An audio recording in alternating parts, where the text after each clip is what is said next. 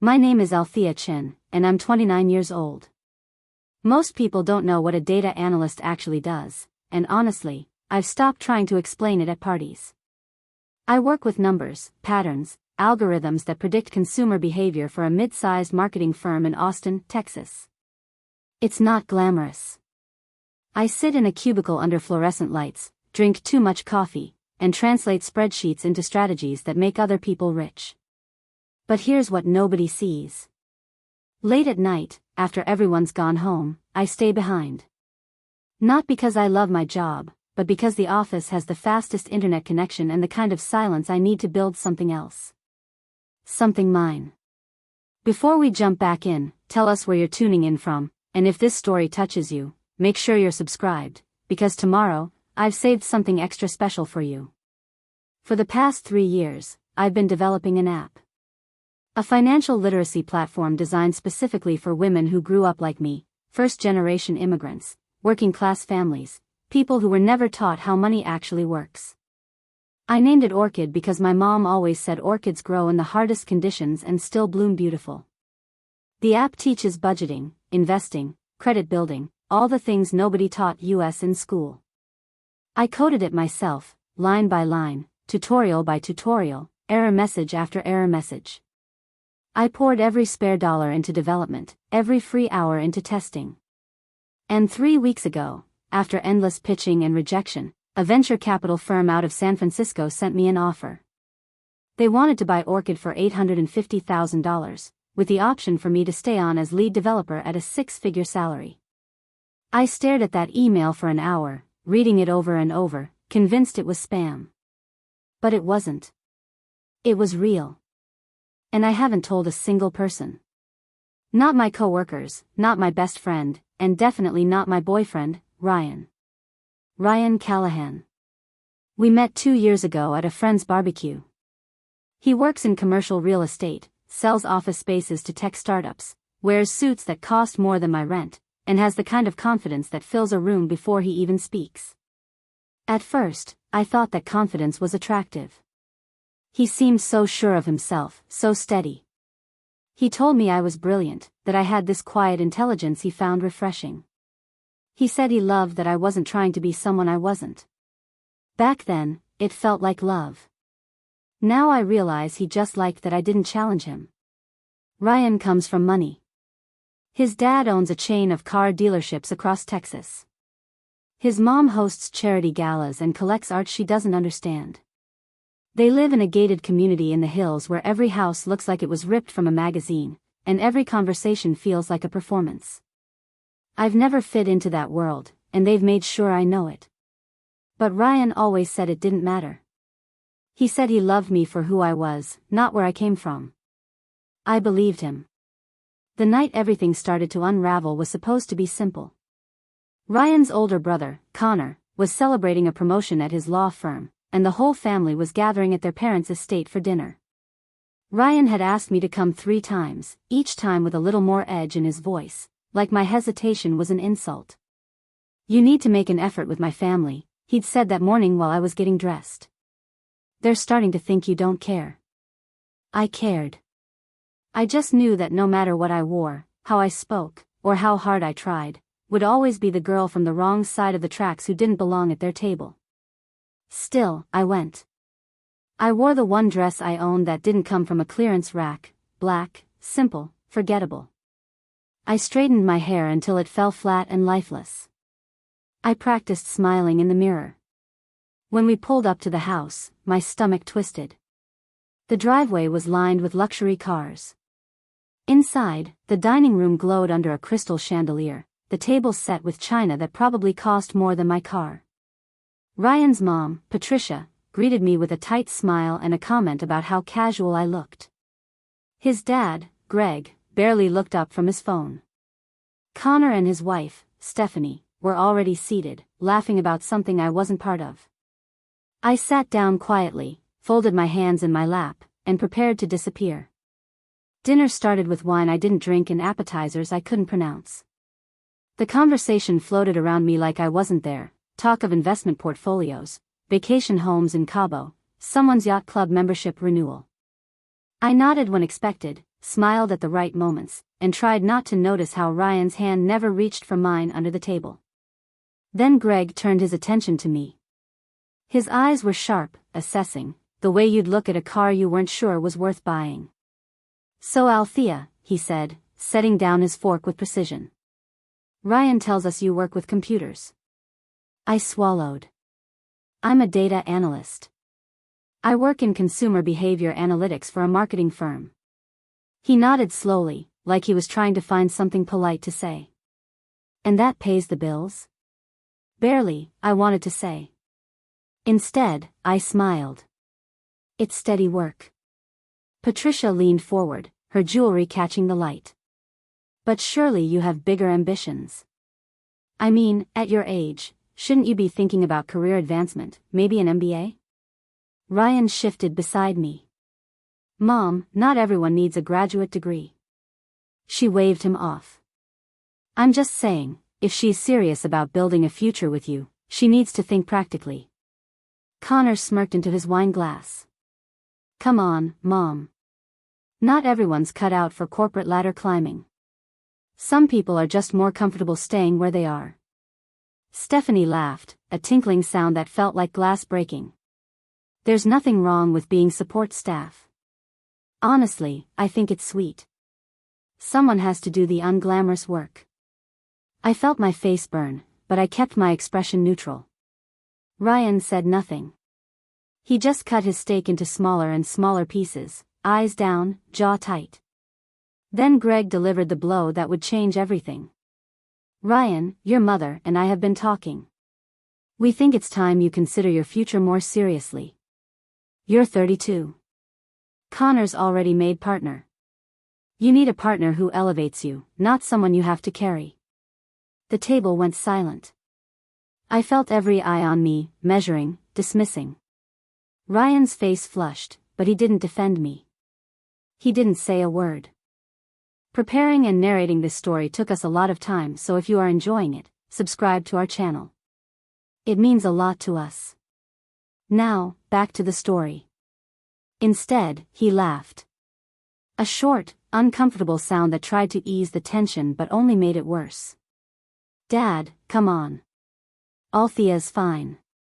She's just figuring things out." Patricia sighed dramatically. "Darling, we're not trying to be cruel. We just want what's best for you.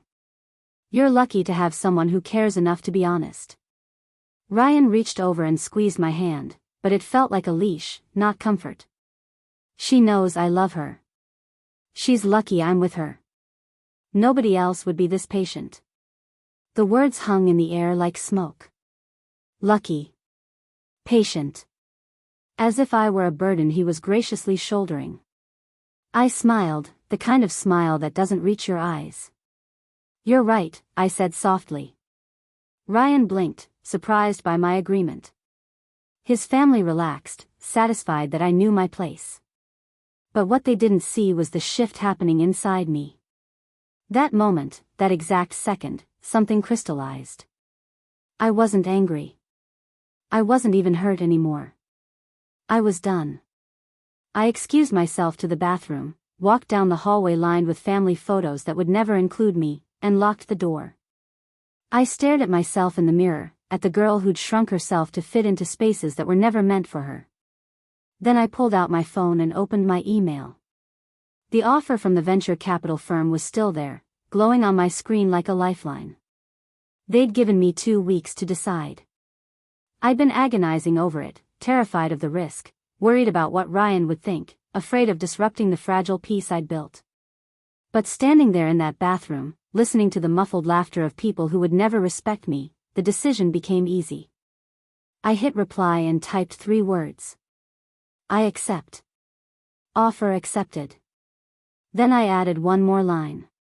When can we finalize the contract? I hit send before I could second-guess myself. When I returned to the table, nothing had changed. They were still laughing, still drinking, still treating me like furniture. But everything inside me had shifted. Ryan smiled at me when I sat down, oblivious. "You okay?" he whispered. "Perfect," I said. And for the first time in 2 years, I meant it. The next morning, I woke up to an email from the venture capital firm. They wanted to move quickly. Conference call scheduled for Wednesday, contracts to follow by Friday, wire transfer within 10 business days of signing. $850,000. The number felt surreal, like something that happened to other people who came from Ryan's world, not mine. I stared at the email over my coffee, reading it 3 times to make sure it was real. Ryan was already gone, off to show some startup CEO a building downtown. He'd left a note on the counter. Dinner tonight? We need to talk about last night. I crumpled it and threw it away. Work that day felt different. I sat in my cubicle surrounded by people who had no idea that in 2 weeks, I'd be gone. My manager, Dennis, stopped by my desk around noon with a pile of reports. Althea, I need these analytics by end of day. The client's getting antsy. Sure, I said, taking the stack. He lingered. You doing okay? You seem distracted lately. I smiled. Just tired. He nodded, unconvinced, and walked away. The truth was, I wasn't distracted. I was focused. For the first time in years, I knew exactly what I was doing. During my lunch break, I sat in my car and called my best friend, Nina.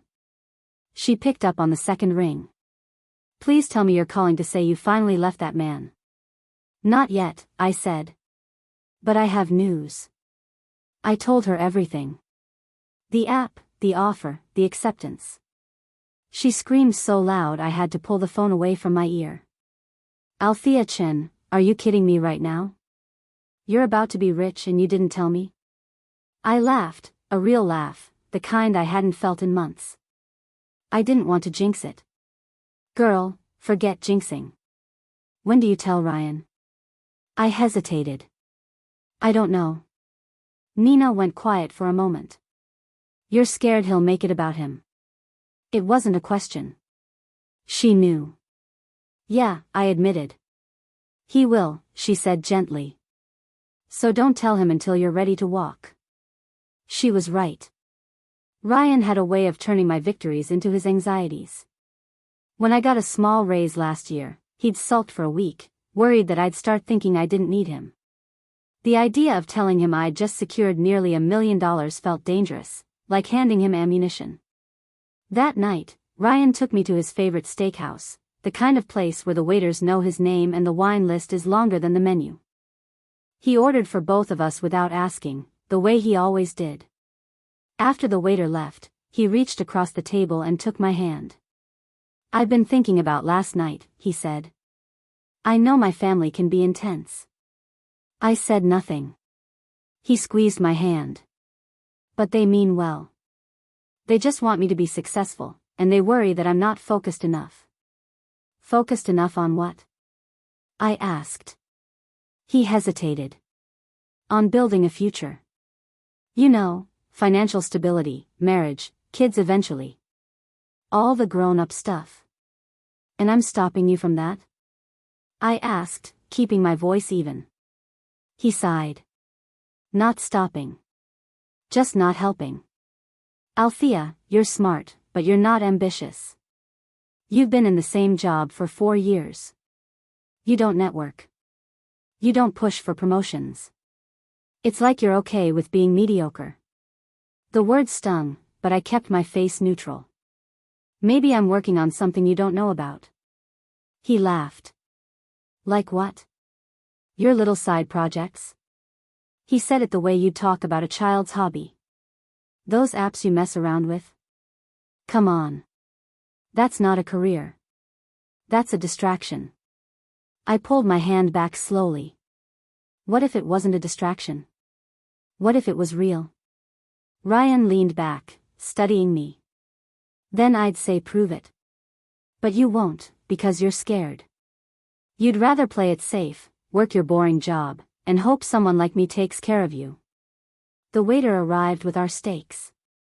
Ryan dug in immediately, the conversation already forgotten for him. But I sat there, knife in hand, staring at the man across from me. He had no idea who I was. He'd never asked. He'd never cared. And in that moment, I realized that telling him the truth wasn't about sharing my success. It was about watching him realize he'd underestimated me. But not yet. Not tonight. Tonight, I would let him think he'd won. Because the sweetest part of victory is the moment right before your opponent realizes they've already lost. The contracts arrived on Friday, exactly as promised. I printed them at a FedEx office during my lunch break, signed every page in my car, and overnight them back to San Francisco. My hands shook the entire time, not from fear, but from the weight of what I was doing. This was real. This was happening. And Ryan still had no idea. The wire transfer hit my account the following Thursday. I was at my desk when the notification came through on my phone. I excused myself to the bathroom, locked myself in a stall, and opened my banking app. The number sat there, impossible and true. $850,000. I sat on the closed toilet seat and cried, quietly, so nobody would hear. That weekend, Ryan invited me to his parents' house again. They were hosting a garden party, something about Greg's business anniversary. I almost said no, but then I thought about it. One more performance. One last time playing the role of the grateful girlfriend who knew her place.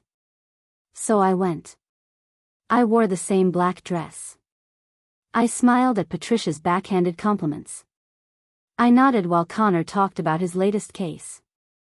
And then, halfway through brunch, something happened that I hadn't planned for. Stephanie, Connor's wife, was scrolling through her phone when she gasped. "Oh my God, you guys have to see this." She turned her screen toward the table. "There's this app that's blowing up right now. It's all over my feed.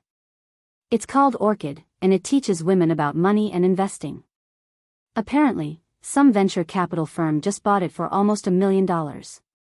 Patricia wrinkled her nose. An app about money? How tedious. No, Stephanie insisted. It's actually really smart. Look, it has these modules about building credit, understanding stocks, even how to negotiate salaries. I wish I'd had something like this when I was younger." Ryan leaned over to look at her phone. His expression shifted, curious. "Who made it?" Stephanie scrolled. "It says here the founder wanted to stay anonymous initially, but they just released her name. Althea Chen." The table went silent. Every head turned toward me. Ryan's face went blank, like he was trying to process a language he didn't understand. "Wait," he said slowly. "Althea Chen? That's your name." I set down my mimosa carefully. "It is." His eyes narrowed. "This is you?" I nodded once. Stephanie's mouth fell open. "You built this? You sold this?" Patricia's fork clattered against her plate. "That's impossible." Ryan stood up, his chair scraping loudly against the patio stones. "How long have you known about this?" "A few weeks," I said calmly. "And you didn't think to tell me?" His voice was rising now, attracting attention from other guests. "You've been sitting on this, what, nearly $1 million, and you just kept it to yourself?" I met his eyes, steady. "Yes." "Why?" he demanded. "Because I wanted to see if you'd notice," I said. "If you'd ask me about my work. If you'd ever wonder what I did on those late nights at the office. But you never did. You just assumed I was mediocre." His face flushed red. "That's not fair. Isn't it?" I stood up now, matching his posture. "You told your family I was lucky you were with me. You said nobody else would be this patient. You laughed when your father suggested I wasn't good enough for you." Greg cleared his throat. "Now, let's not get emotional." I turned to him. "You asked me if my job paid the bills. You implied I wasn't ambitious enough for your son. And the whole time, I was building something that just made me more money than most people see in a decade." Connor actually laughed, a surprised bark of sound. "Holy shit. She got you, man. Ryan's jaw clenched. This is humiliating. No, I said quietly. What's humiliating is spending 2 years with someone who never believed in you. What's humiliating is being told you're not enough when you're already more than they'll ever see. I picked up my purse. I'm done, Ryan. With you, with this family, with pretending I need your approval. Patricia gasped. You ungrateful little thing. We welcomed you into our home. You tolerated me, I corrected. There's a difference. And I walked out. Ryan called 47 times that night. I blocked him after the 10th voicemail. By Monday morning, Orchid had been featured in 3 major tech publications. My inbox flooded with interview requests, partnership offers, and messages from women thanking me for creating something that finally spoke to them. The venture capital firm wanted me in San Francisco by the end of the month to finalize my role as lead developer. Nina helped me pack my apartment that weekend. Every box I sealed felt like shedding skin I'd outgrown. 2 weeks later, I was sitting in a sunny office overlooking the bay when my phone buzzed. It was a message from Connor, of all people. Just wanted to say congratulations. Ryan's been a mess, but honestly, you did what you had to do. Mom and Dad are pretending you never existed, but Stephanie won't shut up about your app. She signed up and got 5 of her friends to join. Guess you proved us all wrong. I didn't respond, but I smiled. That evening, I attended a networking event for women in tech. I wore jeans and a blazer, my hair in its natural waves, no performance required. A young woman approached me, nervous and hopeful. Are you Althea Chen? She asked. I nodded. I just wanted to say thank you. Your app helped me understand my student loans for the first time. I'm actually making progress now. Her eyes were shining. You changed my life. Something in my chest loosened. This was why I'd built Orchid. Not for the money, not for revenge, but for this. For women who'd been told they weren't smart enough, ambitious enough, worthy enough. I'd been that woman once. Now I was building the tools I wish I'd had. Later that night, I stood on my balcony watching the city lights flicker like stars. My phone buzzed one last time. Ryan's name flashed on the screen. I let it ring. Then I opened my laptop and started designing the next module for Orchid. Because Ryan was right about one thing. I was lucky. Not because he'd been with me, but because I'd finally learned what I was worth without him. And that number was so much higher than he'd ever imagined. Up next, you've got 2 more standout stories right on your screen. If this one hit the mark, you won't want to pass these up. Just click and check them out.